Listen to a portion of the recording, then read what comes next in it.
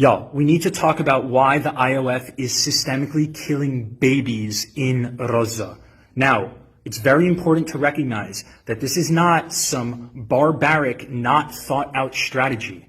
This is extremely deliberate, the targeting of children. Why would the IOF be so insistent on attacking hospitals, destroying hospitals, killing literal children, making sure that incubators are turned off so 30-some children who are barely even alive get executed? There's a reason behind this. And the reason is because the Israeli state knows that if these children live, they will be the biggest freedom fighters in the history of the world. And one of these children will be able to liberate Palestine. After one of these children has witnessed genocide, has literally been born into a world where everyone around them, every person that they loved, has been murdered by the state that they are subject to.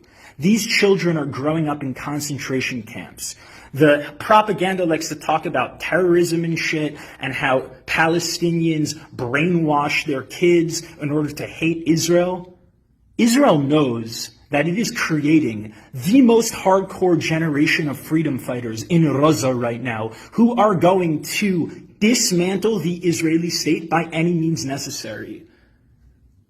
Even if Israel destroys Hamas, they know that these kids who are being socialized in genocide are never going to forget, and they're never going to forgive what this settler colony did to their family.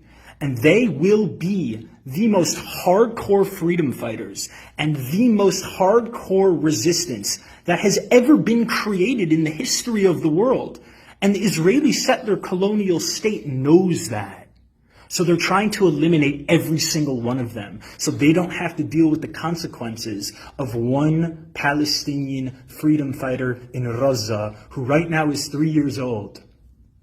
And in 15 years from now, they will remember how they grew up in a concentration camp and how their family, their bloodline was executed.